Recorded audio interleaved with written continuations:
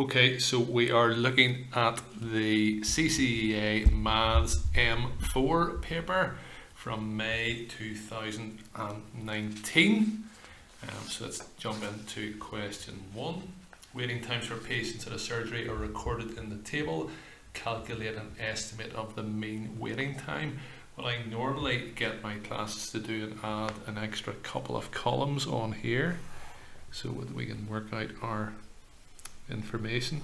Because it's an estimate of the mean, we need to find our midpoints here. So our midpoint, which we're going to call then x, for this one is 2.5, for this one is 7.5, for this one is 12.5, 17.5, 22.5 and 27.5. Here then we're going to have our totals or our midpoint times our frequency. So this is our frequency. So this then is going to be our fx. So 7 times 2.5 is 17.5. 8 times 7.5 is going to be 60. 5 times 12.5 is 62.5. 5 times 17.5, I'm going to need a calculator for that one. I shouldn't really. 87.5, and then 4 times 22.5 is of course 90, and then 27.5 then for that. So to work out our estimate of the mean, we need to add these up. So 7 plus 8 plus 5 plus 5 plus 4 plus 1 is that. We then need to add up, so it's going to be the sum of our fx.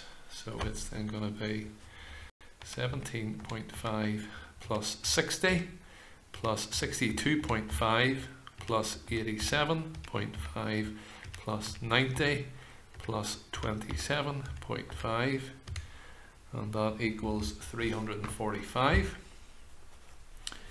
This bit is known incidentally then as sigma f, so that's the sum of all the frequencies added up, and our estimated mean then is going to be 345 divided by 30, and that then gives us 11.5 minutes.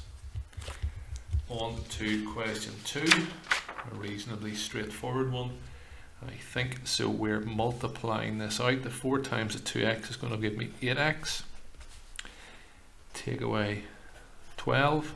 Minus 2 times x is minus 2x. Minus 2 times minus 5, be careful here, gives us a plus 10.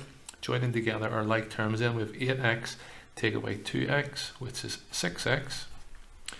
And then minus 12 plus 10 is minus 2. Number 3, write 200 as a product of prime factors and using index notation. We have a couple of methods of this. You can start dividing down and just do division, division, division, or you could do your factor tree and split it up. So two things that multiply together to give us 200. I'm going to go for 10 and 20. Two things that multiply to give us 10 are 2 and 5. And what I'm doing here is anytime I hit a prime number, I'm putting a square around it as opposed to a circle. 4 times 5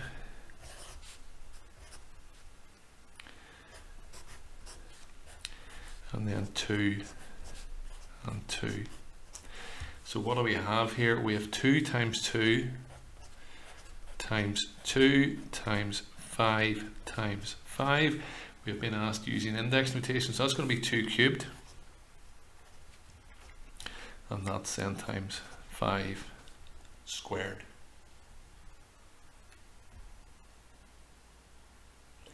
Okay, so number 4 then, form and solve an equation to work out the size of the smallest angle in the triangle above. So these 3 angles are going to add together to give us 180 because it's a triangle. So it's going to be 2x plus 10 plus 2x plus x plus 20 equals 180. We can join together our like terms here. 2x plus x, 5x plus 30 equals 180. Take away 30 from both sides. 5x is 150, and it gives me x is 30. The size of the smallest angle in the triangle above, so this one here is 2x, so that's going to be 60, and that one's going to be 40. So the one we're looking for, so it's going to be 50. Apologies, it's going to be 30 plus 20, and then which is going to be 50. So that's our angle there.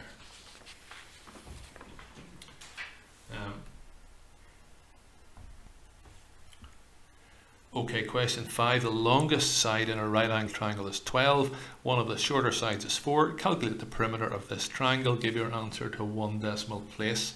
I would want to see a diagram drawn for this. So just a rough version then of a right angle triangle. Here's my right angle. Longest side is obviously going to be 12.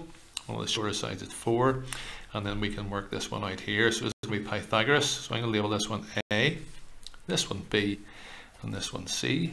A squared plus B squared equals C squared.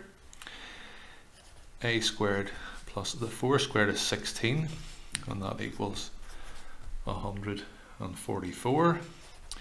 That means my A squared is going to give me 128 whenever I take away the 16 from that, and my A then is the square root of 128.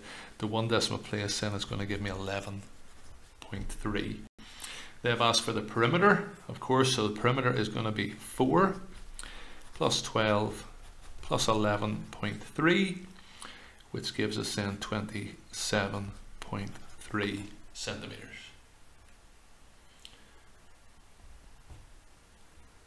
Question 6. The price of a TV is increased by 20%. In a sale, this price is then decreased by 20%. By choosing any starting price of a TV, show that the final sale price is lower than the starting price. So I couldn't go to a nice easy one, so I'm going to go for £100. If it's increased by 20%, nice and straightforward then.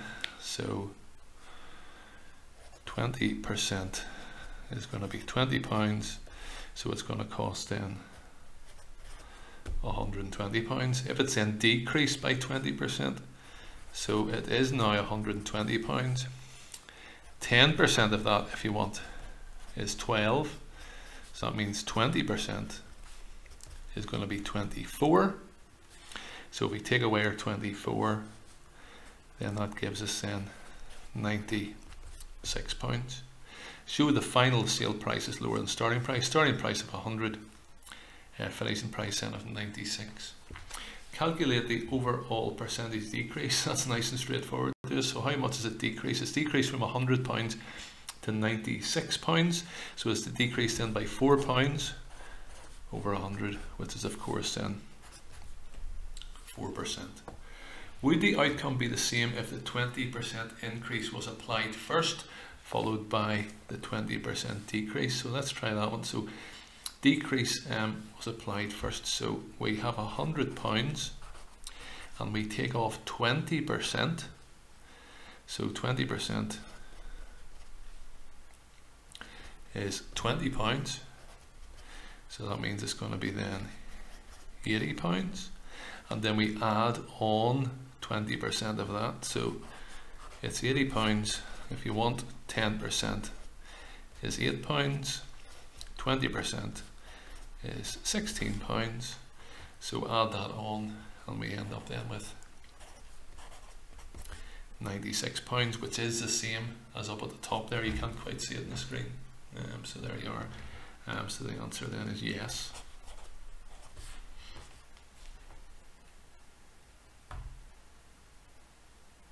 Question 7. A solid hemisphere has a diameter of 12 centimeters. Mary says the total surface area is 226. Martha says it's 339. Explain with reasoning who is correct. So we're just going to work it out and see how we get on. 1. So the surface area of a sphere, if you look at the front of the paper, it tells you is going to be 4 pi r squared. So for the curved bit here, we're going to need half of that, which is going to be 2 pi r squared. So if we do our sums, then it's going to be 2 times pi. Remember, the radius is half of the diameter, so it's going to be 6 squared, and that gives us then 226, which was what Mary said. Now the total surface area, what we have just worked out, that's in centimeters squared obviously, we've worked out the curved bit, but of course it's the total surface area, so there's a flat bit underneath which is a circle, so we're going to need to add then the circle to that. So if you look at the base, it's going to be pi r squared, so that's then pi times 6 squared, which is 113, and if you add those together, then our total is 339 centimeters squared. So Martha then is the one who's correct.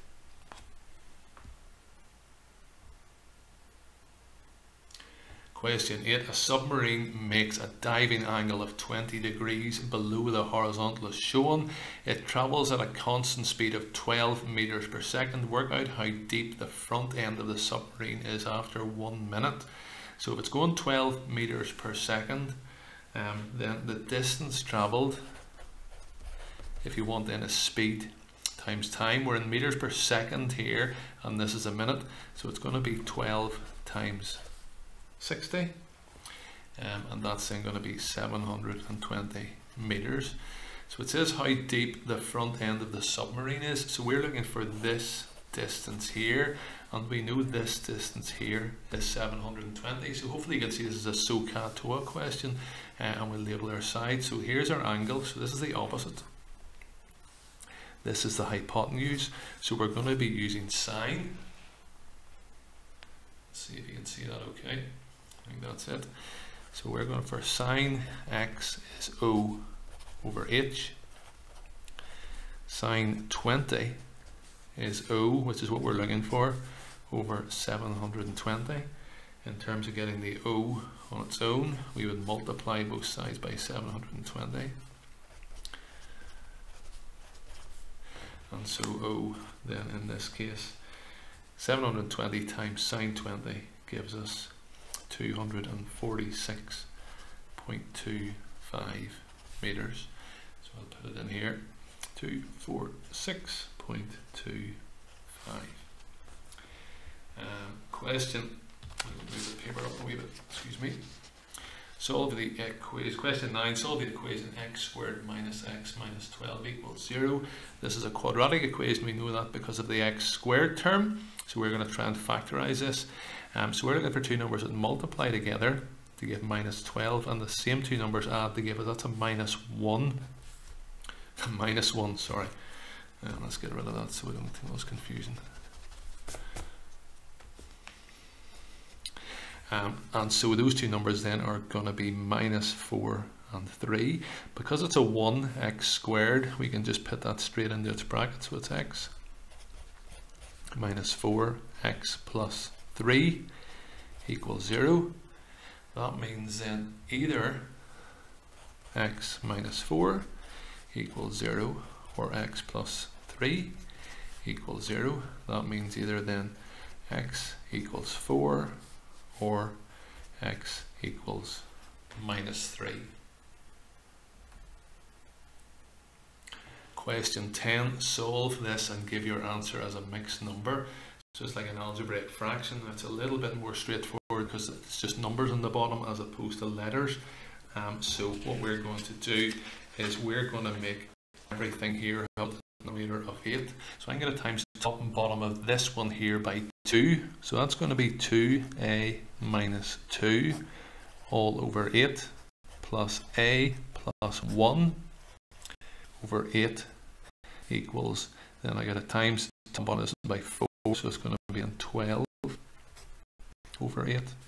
If I now times everything by 8, it gets rid of the fraction and makes our life a lot easier. So we have 2a minus 2 plus a plus 1 equals 12. It's a reasonably straightforward job. Then from here, join together our like terms. 3a minus 1 equals 12. Adding 1 to both sides is going to give me 3a is 13. And we have a then is 13 over 3. How many times does 3 go into 13? It goes 4 and 1 left over. So my answer then is going to be 4 1/3. Write down the equation, question 11 then, write down the equation of a line parallel to the line with equation y equals 3x plus 5. The important bit here for parallel is this bit here. That tells us the gradient or steepness of a line. So any line parallel is going to have the same gradient. So we have y equals 3x plus any number other than 5 is going to work. So that's us there. Question 12 then, after a 7.5% pay rise, Mr. Jones' salary is 29455. What was his salary before the pay rise? So this is known as a reverse percentage. The 7.5 has already been added on and we need to find 100%. So 29455 equals 107.5%. What I often tell my classes is if you find 1%, then it's easy to find whatever we need. So 1% is 29455 divided by 107.5. 29455 divided by 107. Sorry.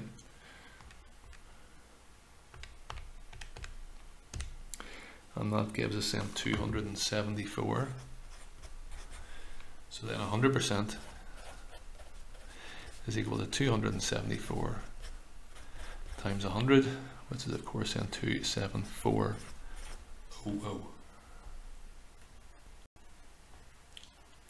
Question 13 then, 160 pupils in year 8 sat a science examination at the end of the year. Their results are given in the cumulative frequency table below. So we have this and they all add up then to 160, and it's already given the cumulative frequency. They already have added up. Sometimes in the questions they give the frequency and you need to find the cumulative frequency and add those bits up. And then we're going to have to plot it on the frequency table below. So what I've noted, I've already got ahead in this one and started it. So we need to go from 0 to 90 along our x-axis, and then we need to go up to 160 on our y-axis. So the scale's reasonably good here. Let me see if I come out of it. So hopefully we can see what's going on. Hopefully that is vaguely legible now and you can see what you need to see. There we go.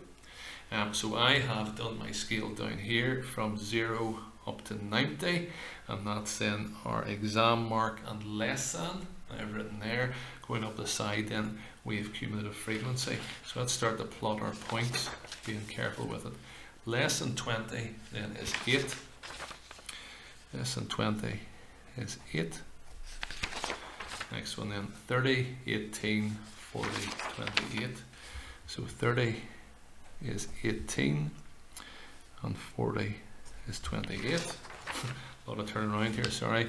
50, 60, 70, 80, 90. So it's going to be 51, 96, 128. 51, 60 then is going to be 96. And 70 is going to be 128, so there's 128 there. 2 more to do. 150 is 80, and 160 is 90. So 80 is 150, and 90. We have that. Alright, on the graph paper below, draw a cumulative frequency graph for the data given. So we're going to try our best to join this up. You don't use a ruler here, you just draw the best curve that you can. and we end up with that. Good. It then says the pass mark for this examination was 55. Use your graph to estimate the number of pupils who passed the examination. So my 55 is going to be here. Hopefully you can see it. So we're going to go straight up.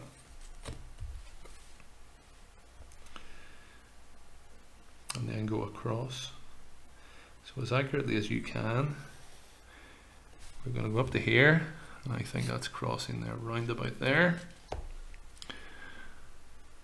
And then going across. So again, we just need to be a wee bit careful here. So that comes out for me then at 72.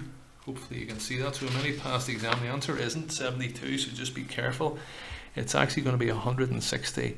Take away 72, because from our graph we can see that 72 people got 55 or less.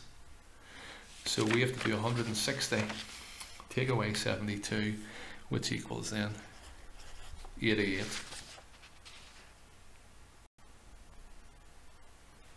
Question 14. Stephen wants to survey 50 pupils in his school. The number of pupils in each year group is given in the table below. For a stratified sample, how many pupils would Stephen include from year 8?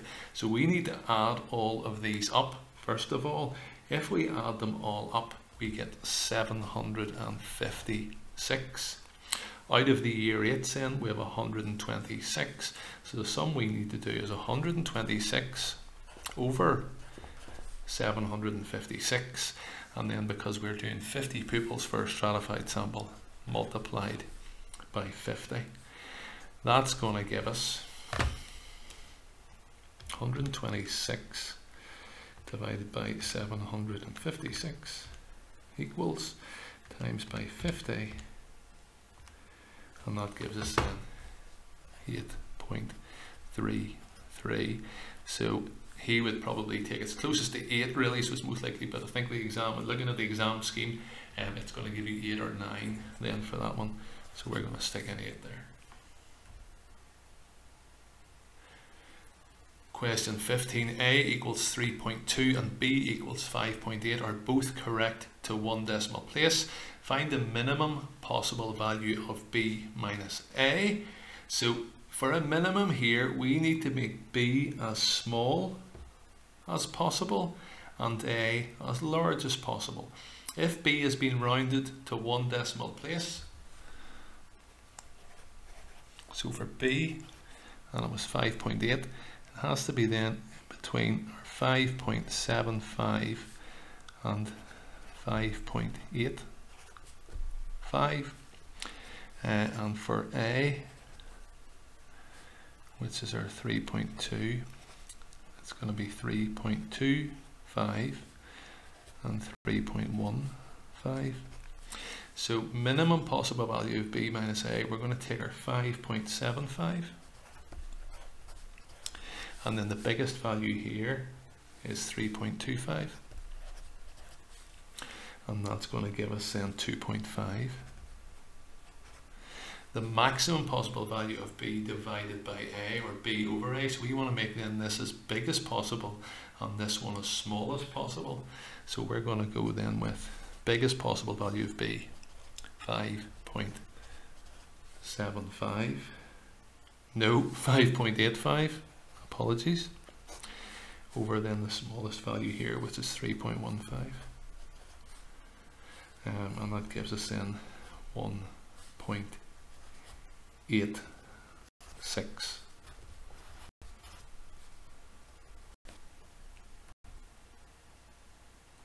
Question 16 then, a rectangle of length 8 and width 2x and B is a square. The perimeters of the rectangle and the square are equal.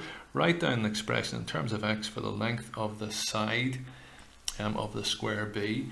So what's the perimeter then of A? Is going to be 8 plus 2x plus 8 plus 2x is equal to 16 plus 4x. So that's our perimeter. Obviously that's the same then as the perimeter of B. So To find the side of the square, we need to divide that by 4. So then our side of square is going to equal this divided by 4. So it's going to be 4 plus x. And the area, let's move this up, sorry. The area of the square is 4 centimeters more than the area of the rectangle. Write down an equation satisfied by x to show that it simplifies this. The area of our square, so it's going to be the side times the side, so it's going to be 4 plus x all squared. That's our area of the square. Our area of a rectangle is 2x times 8, so that's going to be 2x times 8 is 16x. So it says the area of the square is 4 centimeters more than the area of the rectangle, so we can't put these two things equal to each other. That's not true. This one's 4 bigger than this one, so if we write this in as 16x plus 4, we're going to use FOIL then to multiply this out, so it's going to be 4 plus x upon 4 plus x equals 16x plus 4. Let me slide this up.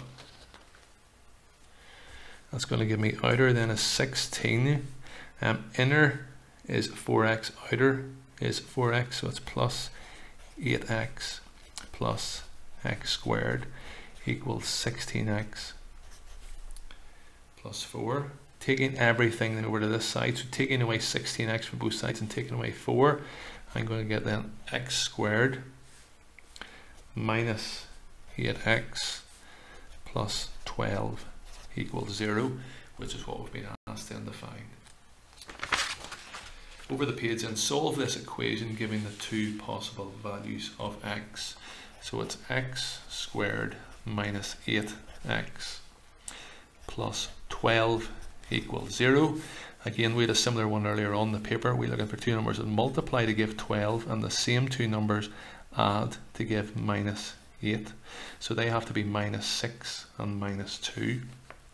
So x minus 2 upon x minus 6 equals 0. That means x minus 2 equals 0, or x minus 6 equals 0. So that means x equals 2 or 6. Question 17, the line L1 passes through the points minus 1, minus 4 and 2, 8.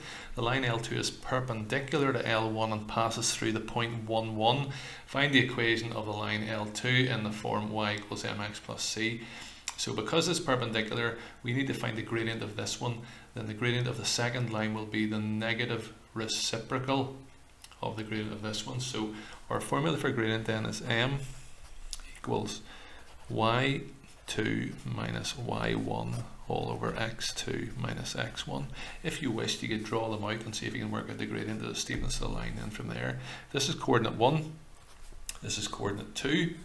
Then we can go then with, let me see, 8 minus minus 4 all over 2 minus minus 1. That's going to be 12. That's going to give me 3. So it's going to be 4. So for L1, our gradient is 4. So for L2, then our gradient is going to be minus a quarter, the negative reciprocal there. So our equation is going to be y equals minus a quarter x plus c. And we know it goes through the point 1, 1. X coordinate here, y coordinate here. So I'm going to exchange this. It's going to be 1 equals minus a quarter times 1. It's just going to be minus a quarter plus c. Rearranging that, adding a quarter to both sides, I get c is 5 over 4. So my equation of my line then is y equals minus a quarter x plus, sorry you can't see that, that's very silly.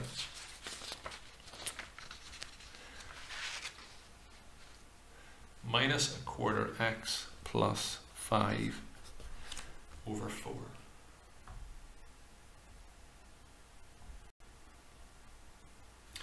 Question 18, the diagram shows a sector AOB of a circle So you can see that there with radius 13, so that means that's 13 as well, and centre O. The point C lies on OB, and the angle ACO is 90 degrees. So we have that wee bit there. Find the area of the shaded section ABC. Here's my plan. I'm going to find the area of this sector, the whole thing. I'm going to find the area of the triangle, and I'm going to take them away. So the first thing I'm actually going to need to do is find this angle here if I want to find the area of my sector. So how am I going to do that? I'm going to take this wee triangle and use some trigonometry then to work that out. So let's take a wee look at this. So I'm going to just lift this wee triangle out and see if I can make sense of it here. I'm trying to find this angle here. Let's call it X just for the minute. That's 13 and that's 5. So let's label our sides. That's going to be O, that's going to be A, that's going to be H. So I have A and H, so I'm going to use cos. Cos X is A over H. Cos X is 5 over 13. X is cos minus 1, 5 over 13, and then X is 67.4 degrees. That means I can find the area then of the sector.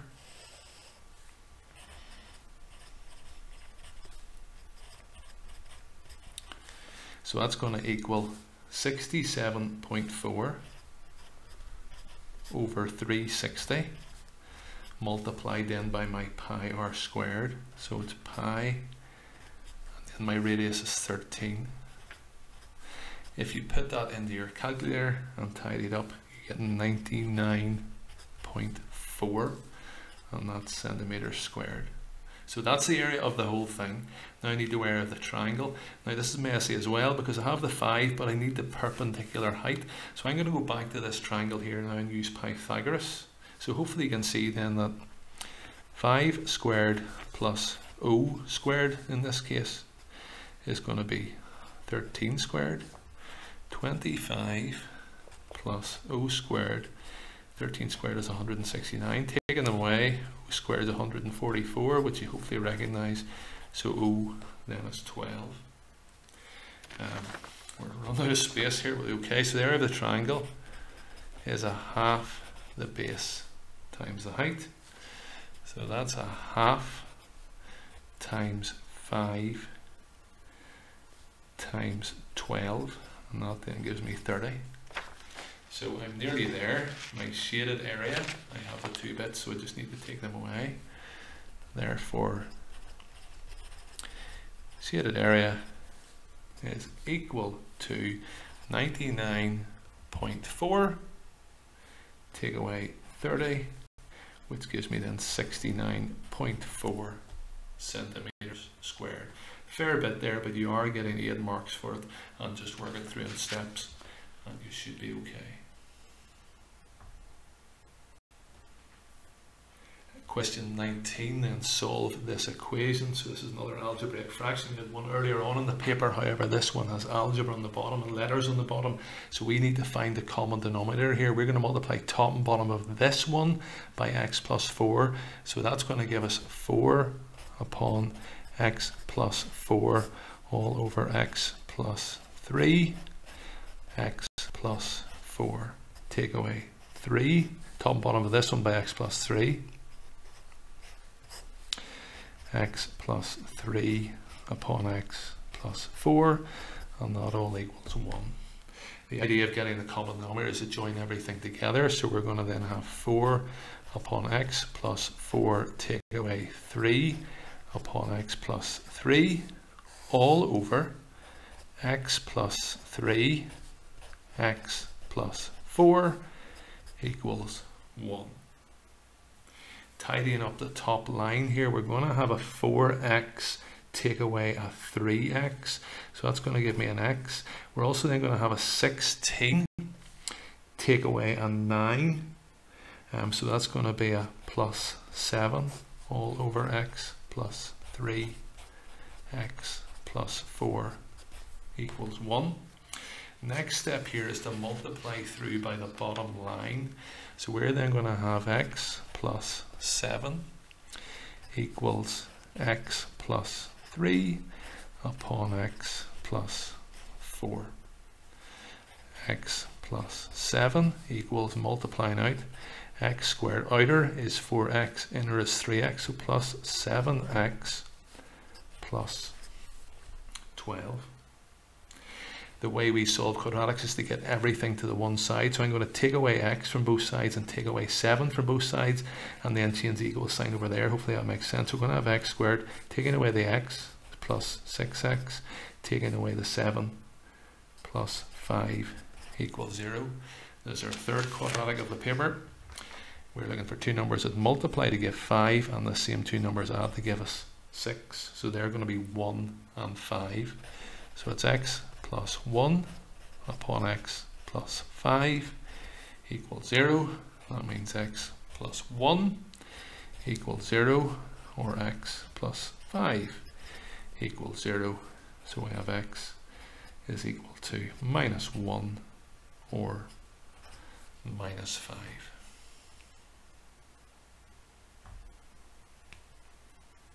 Question 20. The table and histogram show information about the length of time 230 pupils spent on social media on a weeknight. No pupil spent more than 120 minutes on social media on a weeknight, and we have this information here. This information here then translates across to the histogram then on the other side. The important bit that we can get our information from then is we know 40 to 60 goes up this height here, and we know 40 to 60 here then is 80. We would do well here to get a wee frequency density column put in. It's going to make our life a little bit easier then to work this out. So our frequency density for each of these is going to be, that's 10, so divided by 10 is going to be 1, so that one needs to be 1 high. 25 divided by 10 is 2.5. This one will come to, that's 20, the width there, so 80 divided by 20 is then going to be 4. 60 divided by 30 is then going to be 2. 10 divided by 20 is then going to be 0.5. But the 4 one is the one that we need here. And as you can see, we're set up here. So this has to be 4 high. So that's 4. Then that must be 3. That must be 2. That must be 1. And we can work out the rest then from there. So the 20 to 41 must be 1.5.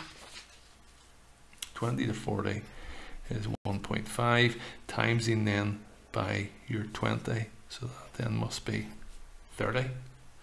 The 90 to 100 one, we are working out in a little minute, but that's okay. The rest of it then hopefully we can fill in. So 0 to 10 is going to be 1. So nice thick line across here, if we can do it. 90 to 100 we don't know yet. 60 to 90 is 2. 60 to 90 is 2, so that's worked out for us okay. And then our final one, 100 to 120, then it's 10, and it's going to be 0.5. So sorry, let me say it again. 100 to 120 at 0.5. So again, nice thick line so we can see it.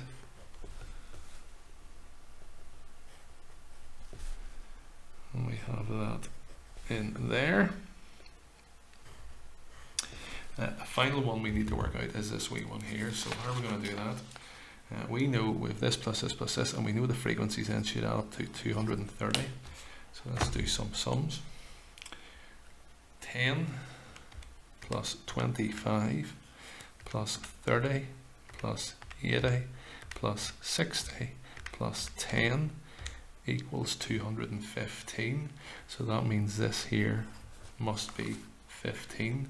90 to 100 is 15. So we're doing 15 divided by 10, which is the width there. So that then is going to be 1.5. So our 90 to 100 one should be 1.5.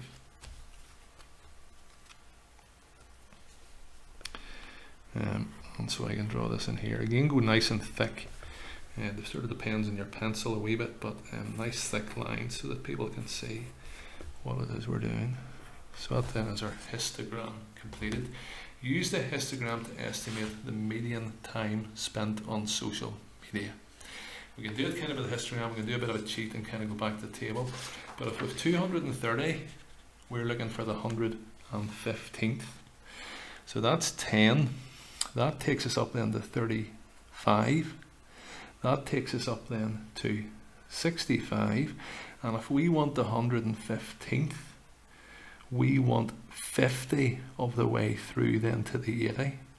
So this is group of 80 and we want 50 of the way through, because 65 taken away from 115 is 50. So we need kind of 5/8 of the way through this group here. The size of this group is 20, so we want to go 5/8 of the way then kind of through the 20. So the sum really that we need to do, median, it's going to be 40. Because this is the start of this group here, and it's 5/8 of the way between 40 and 60. So it's going to be 40 plus 5/8 of 20. And I'm writing that as 50 over 80 times by the 20. And if you put that in your calculator, you get 52.5 minutes. So that's our estimate then for a median.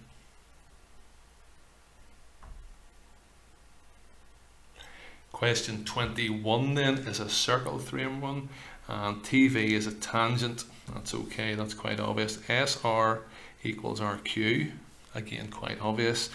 Two angles are put in there. Show that SP is parallel to RQ. So it's going to be something about angles there, and we can see what's going on. You must give reasons to justify any angles that you calculate. So let's start here, and we'll go for angle PSQ. PSQ, I can tell you, is going to be 41, and that's by the alternate segment theorem. Can you see the triangle in there which is touching all three edges? That angle is 41, so that angle must be 41, and that then is alternate segment theorem. Angle SPQ then, this one, this one, this one, these two add together, so SPQ is going to be 180, take away 41 plus 57, and that then is going to give us 82 degrees, and that's because that's a triangle. Angle then SRQ, can you see the cyclic quadrilateral here? So SRQ is going to be 180 take away 82, and so that's going to be 98, and that's by a cyclic quadrilateral rule. We're getting there, so we know then that that's 98. This then is an isosceles triangle, so we can work out these two angles here. So that's then, we'll go for angle S. I think you can just about see things here, we can move them up or down. So SQR is the one we're looking for, and that's going to be 41 degrees. It's because it's an isosceles triangle. So that one there is 41 degrees, and we're there. Can you see that's 41, that's 41? So if you have a line going here, and that's 41 degrees, and that's 41 degrees, our alternate rule means those two lines need to be parallel. I hope you can see that. So we can then say, so SP is parallel to RQ as they are alternate angles. And that's 41, that's 41, so they must be parallel. A tricky enough one there, there's a lot going on, but just take your time and do each step at once. Question 22a then, factorize 2a squared plus 7ab minus 4b squared. Sort of a quadratic here, but a little bit of a messy one. So we need two numbers to multiply together to give minus 8, and the same two numbers add then to give us 7. So what are they going to be? They're going to be 8 and minus 1. So I'm going to split my middle term here into 2a squared plus 8ab minus ab minus 4b squared. Factorising here, I'm going to get 2a upon a plus 4b. This needs to be then a plus 4b in this bracket here, and it's going to be then a minus b that we've taken out. So we're pretty much here. I said a wee bracket around here, sorry. So we're going to then have 2a minus b. So that's the thing that's not in the bracket here. If you want to factorise out the a plus 4b, and then a plus 4b. Part B then says simplify the following. So a wee bit to do here. We're going to have to join these two together and tidy them up using a common denominator. So top and bottom of this one by x minus 4. So it's going to be x plus 1 upon x minus 4 all over 2x minus 1 x minus 4 plus 3x minus 4 upon 2x minus 1 2x minus 1 x minus 4, and that's our big square bracket, multiplied by 2x minus 1 all over x. I'm going to do a couple of lines here at once. I'm going to multiply these out and put them all over the one denominator. So it's going to be 2x minus 1 upon x minus 4, and along the top here I'm going to have x squared, outer and inner, minus 3x minus 4 plus 6x squared. Outer is minus 3, inner is minus 8, so that gives me minus 11x plus 4, big square bracket again, multiplied by 2x minus 1 over x. Tidying up then my top line, x squared and 6x squared is 7x squared, minus 3x minus 11x is minus 14x all over 2x minus 1 x minus 4 multiplied by 2x minus 1 all over x. We have a common 2x minus 1, which is going to cancel here and here, and there's a common x which is going to cancel out. You might want to factorize it out first of all, but I'm just going to cancel it here. This x is going to go to a 1 here, that x is going to go then from there. So what am I left with? The top line gives me 7x minus 14. The bottom line then gives me x minus 4.